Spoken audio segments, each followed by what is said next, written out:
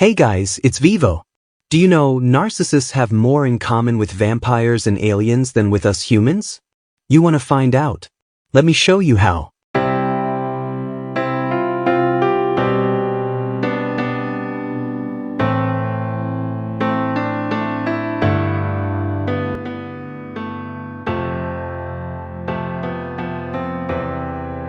Up until the last 3 years, I was doing research about aliens and UFOs. I was thinking if there are any intelligent living organisms somewhere in the universe looking up in their sky wondering if we humans exist on planet Earth.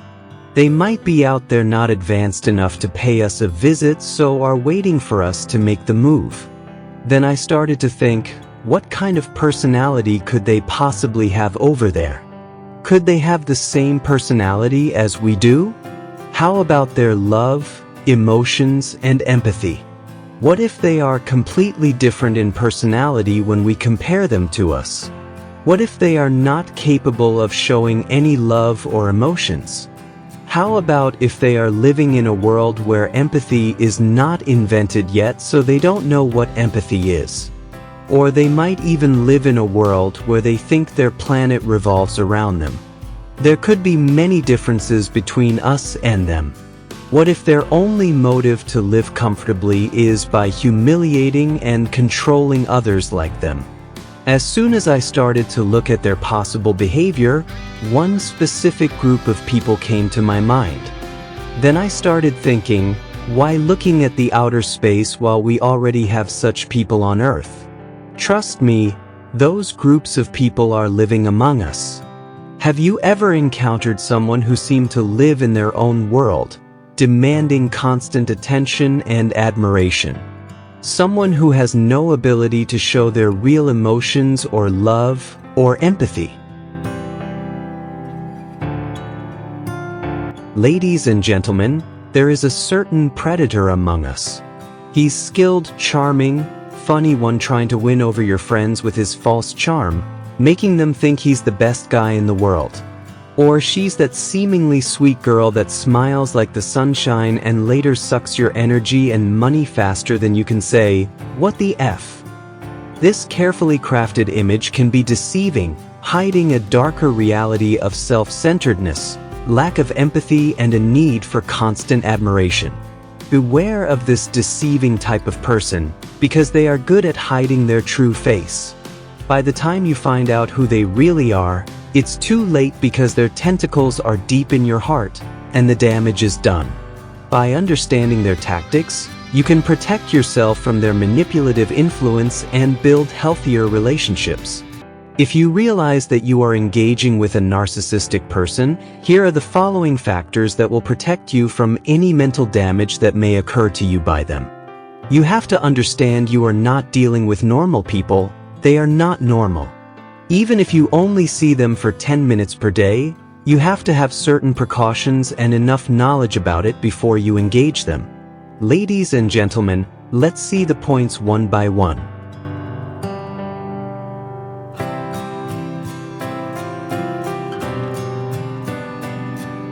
Number 1 is run. The most effective way to keep yourself from any mental damage by the narcissist is to run away from them before it's too late. Let me ask you a question. What would you do if you somehow confronted a vampire? Yes, you would run. What if I tell you narcissistic people are almost twice as dangerous as vampires, and here is why. If you confront a vampire, they would just bite you, suck your blood, and you die, no pain nor suffering. If you engage with a narcissistic person, however, they will suck your energy every day for years until you die a miserable death slowly. Cut them out of your life. Those human-like vampires are up to no good in your life or in the life of your loved ones. Cut all contact and all possible forms of contact. Even if it means changing your job or changing your address, or in some situations you might even need to consider changing states. Treat them like they don't exist and ignore every attempt they make to engage you, even if they use flying monkeys. Hold strong until they lose interest, and do everything you can to block them from your life. For example, change phone number, make social media private, Cut contact with flying monkeys. Walk the other way if you see them on the street. Do not try to engage them. Do not even bother confronting them unless you're doing it for your own self-development. Even if you want to work on confrontations, you should practice with normal, healthy people. You don't practice it on toxic people who are looking for any reason to keep engaging you. As soon as you interact with them, you're already playing their game. Just run and hide. If you are in a situation where you can't just get up and run away due to many reasons, here are good points on how to deal with a narcissist whenever you are engaging with them. But remember, those are not meant to be your permanent solutions. They are the best way to deal with them as long as you are around. Ladies and gentlemen, let's get right into them.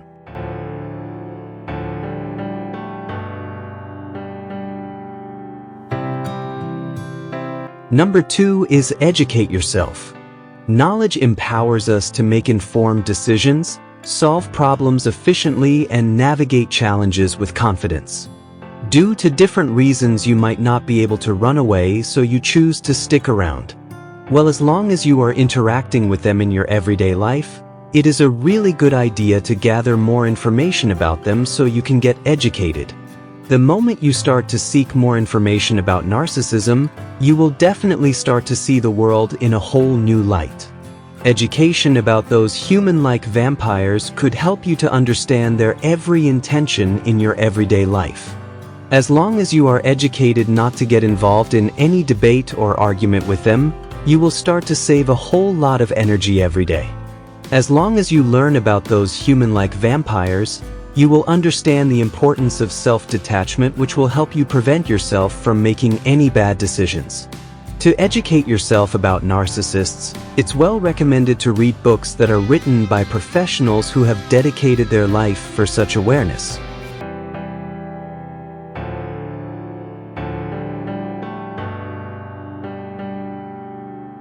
Number 3 is do not become their enabler. Narcissistic enablers are individuals who often unintentionally contribute to the perpetuation of narcissistic behavior. They may do this by ignoring or minimizing the narcissistic harmful actions or making excuses for them or enabling their abusive behavior. Enablers can be family members, friends, or they can even be romantic partners who fear confrontation and prioritize the narcissist's needs over their own, or they might even have low self-esteem. By shielding the narcissist from the consequences of their actions, enablers inadvertently contribute to a toxic cycle that can be harmful to both the narcissist and those around them. Entertaining a narcissist is like doing things that they lured you to do. For example, narcissists always bring you into a discussion and they start it with a nice and charming gesture and you fall for it. But it won't be long until you start to see them bragging about their accomplishments or abilities so they can get some admiration from you. When engaging with a narcissist, you have to understand that their everyday life is well calculated and their every move is to get as much energy supply as possible from you, so they have to make sure you are around. Just like mites live off the blood they suck during the night when you are sleeping, narcissists are like mites with a human-like body that live off by sucking the energy of the person who is engaging with them.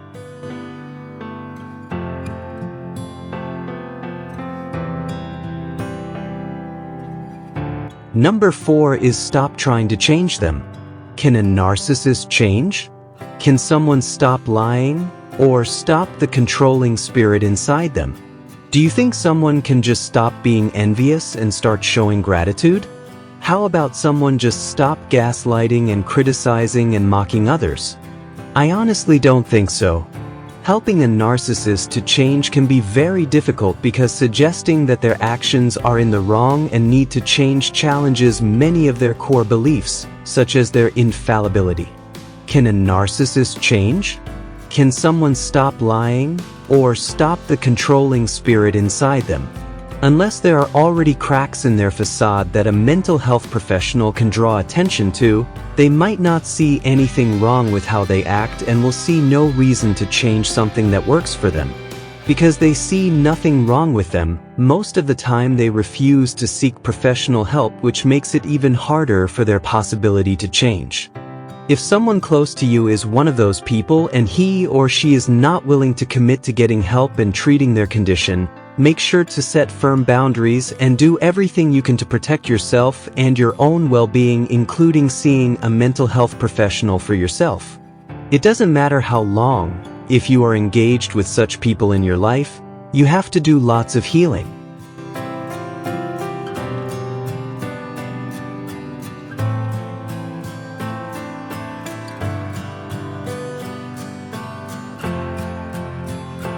Number 5. Making them happy. Nothing can make a narcissist happy because their agenda of dominance, controlling, and oppression creates an ever-expanding chasm within their soul. The narcissist can take pleasure in the exercise of power and the subjugation of others, but they can't feel happiness from any source. You might buy them an expensive gift thinking you can make them feel happy, but you will get no reaction because they can't feel the joy of a loving relationship, so they're incapable of love. They can't feel the fulfillment of a job that is done perfectly. They're incapable of taking satisfaction from positive accomplishments, and they can't feel the contentment of doing a good deed for others. They're incapable of empathy. The narcissist wrongly believes that by using or abusing, taking or stealing they'll feel better, but it doesn't work. The human brain isn't wired that way. We humans feel happiest when we're kind, generous, and altruistic, not when we're selfish, greedy, or cruel. Narcissists get a rush of pleasure when they win. Unfortunately, pleasure is superficial and fleeting. The pleasure the narcissist feels is similar to that of someone who is high on drug. It's an intensely thrilling but ultimately meaningless experience that leaves them immediately craving the next rush. One of the narcissist's fatal flaws is that they can't differentiate pleasure and happiness. They continue to chase after the former at the expense of the latter, which leaves them emptier and more miserable after every display of dominance. Number 6 is choose your battles wisely. Confronting a narcissist is rarely a productive endeavor. Narcissists are skilled manipulators who thrive on conflict. Confrontation often triggers their defensive mechanism, leading to accusations, gaslighting, and further emotional turmoil. Instead of seeking resolution, it's better to focus on self-preservation. Set clear boundaries, limit contact, and prioritize your own well-being. Engaging in direct confrontation with a narcissist is likely to leave you feeling drained and misunderstood. Choose your battles wisely because narcissists thrive on emotional reactions. By remaining calm and collected, you can easily cut their power supply line. And also, it's better to limit the contact with the narcissist. There are actually some situations, of course, when you can confront them, but you have to be ready mentally and physically to do what you said. If you say you are going to do something to them because they crossed the line of your boundaries, you better do what you say to them. If you are not ready to do it, however, don't say that you are going to do it. Clearly communicate your boundaries and expectations without being aggressive. Remember, those people always expect you to react. By avoiding any unnecessary direct confrontation, you will be able to stay one step ahead of their mind games.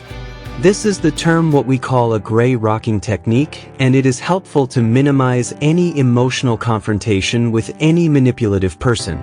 This approach aims to reduce the narcissist's supply of emotional fuel, which would lead to making interactions less rewarding for them.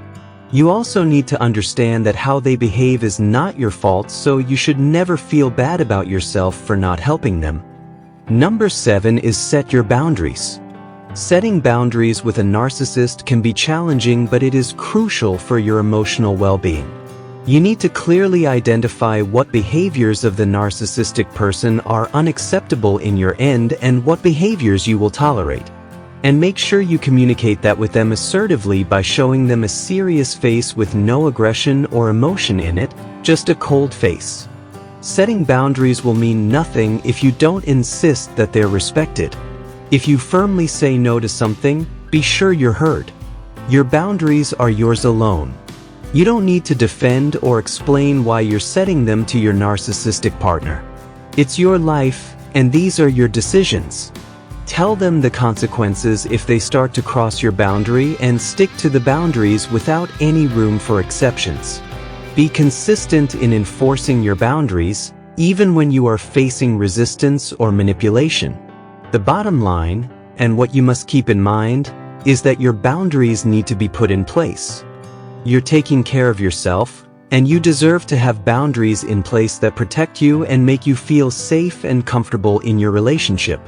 It's important to note, if you're in a relationship, whether romantic or familial, with someone with narcissistic personality disorder and it's become abusive or toxic, boundaries may not be enough. If you're unsafe, you need to remove yourself from the relationship and the toxic person as soon as possible. Number 8 is do not stick around for long. I know there are some situations that doesn't encourage you to run away, so you choose to stick around. And you are doing well putting the narcissist person in their place by setting boundaries and by choosing your battles wisely. I understand you are well educated about their behaviors and you read lots of books, and it actually helped you to keep them in their place until now. But let me ask you a question. For how long are you planning to live like that? Do you think it's a good idea to waste your only one life opportunity by sticking around one human-like alien that shows no empathy, no emotions, no love, no gratitude? That's the whole point. Sticking around those human-like vampires will not serve you any good in the long run. Do not play Jesus by hoping one day they would change to be born-again nice people. Unless they show you some indications or actions that they are going to seek professional help, you absolutely have no business staying there in the long run. Let me give you a scenario. Imagine you have a brand new car, and this brand new car has the best locking and security system as it's brand new. And your friend lives in a very bad neighborhood where there is lots of car theft. Would you still go to his or her place and park it on the street and plan to stay there for days, saying nothing is going to happen to my car because nobody can steal it? You live in your brand new car with the best lock mechanism in a bad neighborhood. Sooner or later it will break. The same goes to you when you stick around the narcissist for too long without seeing any progress in their awareness about their situation. I'm sorry to be the bearer of the bad news, but sooner or later you will break.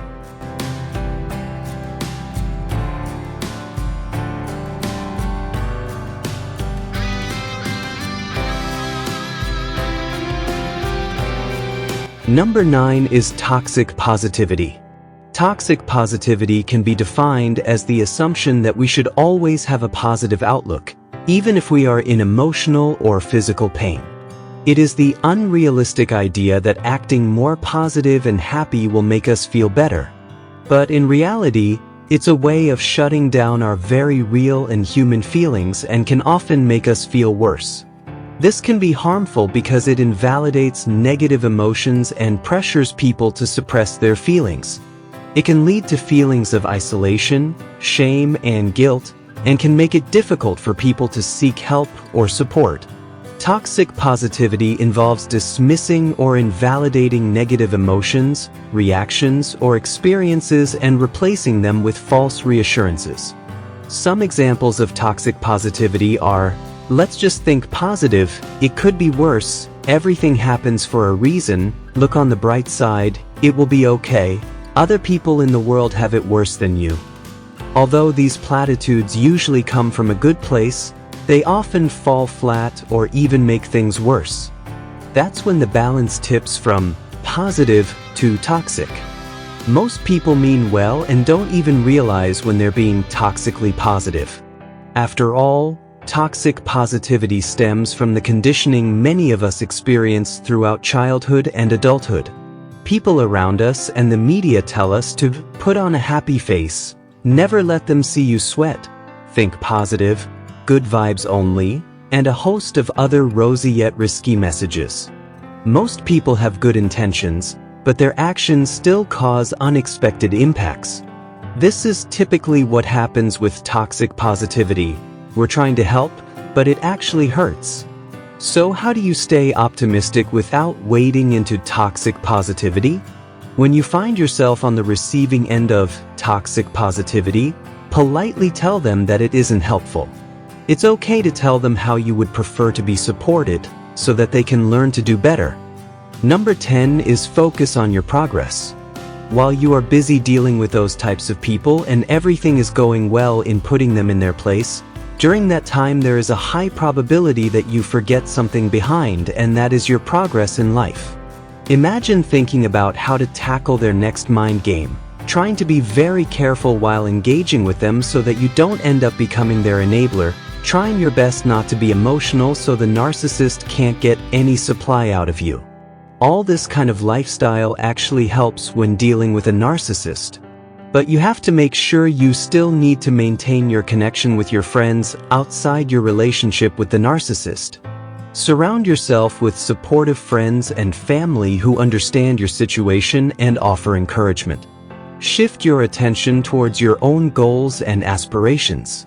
Remember, it's okay to prioritize your own needs and well-being. If the narcissist stays at home most of the time, consider staying outside and only come to your home only if you have some spare time. By not spending time with them, the narcissist person will start to realize that they are not your priority anymore. Even if you come home, just pretend as if they are not at home. If they have been waiting for you to come home all day and you just said hi to them and went to read a book or something, and you already put not to be disturbed when you are reading a book as one of your boundaries, the narcissist will not dare to say a word. Whatever they do, never take it personal, and this helps you to gain inner peace during tough situations.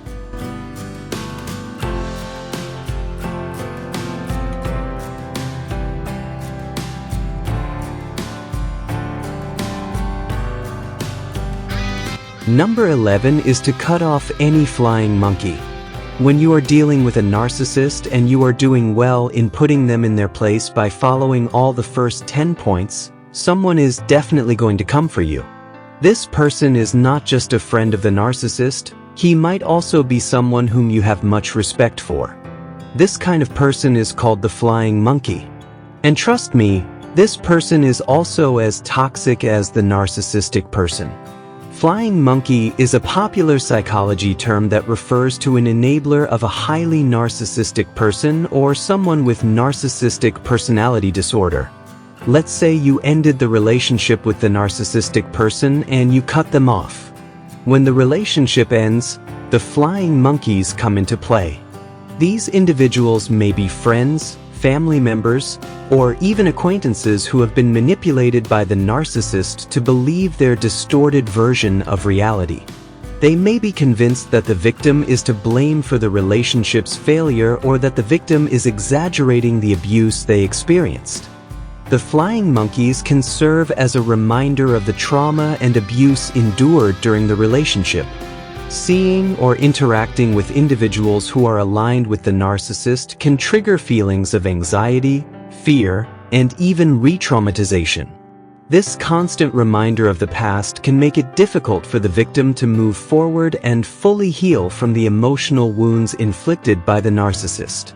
Overcoming the influence of the flying monkeys requires resilience, self-validation, and support from individuals who understand the dynamics of narcissistic abuse.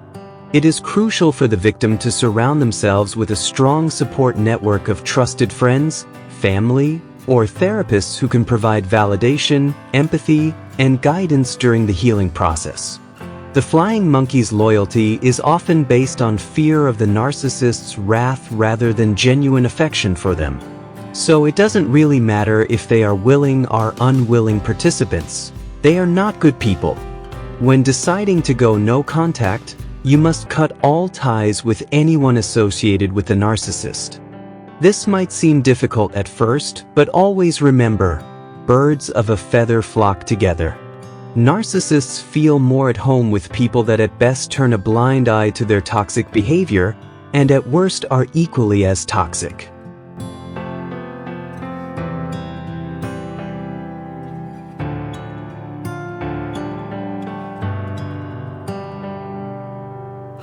Number 12 is do not accept any gift from a narcissist.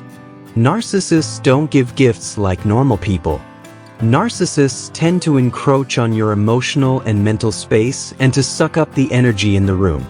They have a hard time engaging in normal conversational give and take because their efforts to maintain attention and control turn them into energy vampires. They often intensely dislike themselves, and the effort to keep up their charade can leave you feeling drained of your own stores of energy. Specifically, narcissists give gifts with an eye to maintaining a relationship with the giver and to maintaining control in that relationship. You don't get expensive gifts from a narcissist because they think you are awesome. You get valuable gifts because they want you to continue to think that they are awesome. When a narcissist is giving you a gift, they are not just giving you a gift, they are also sending you a message with that. If you feel sad, disappointed, frustrated, or angry when you receive a gift, then this is exactly how they want you to feel. Also, the way that they give the money sends a message. It's not about knowing what to get, it's about not being bothered to make the effort. They give money instead of taking the time and making the effort to think of something to get.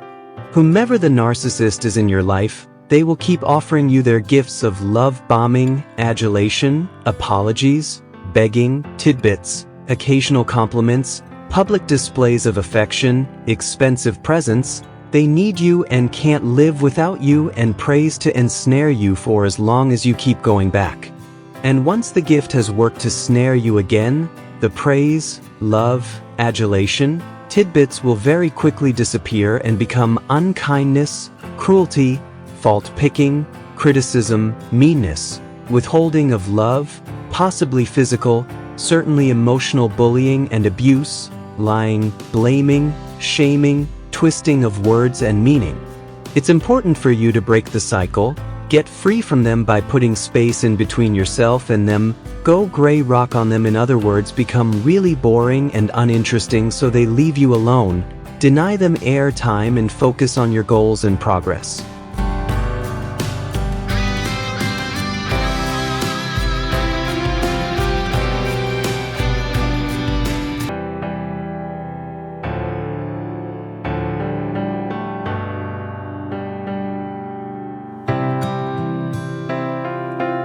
Alright guys, this will be it for the day.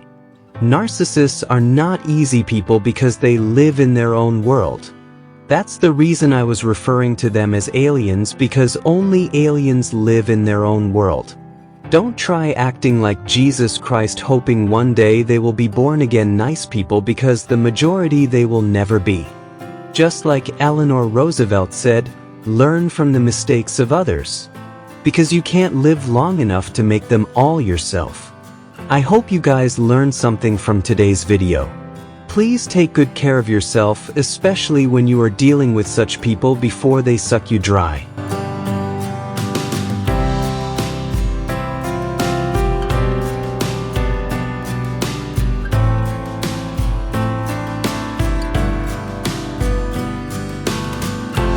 Ladies and gentlemen, this is Vivo Studio. Have yourself a good rest of the day. I will see you next week. For now, I am out.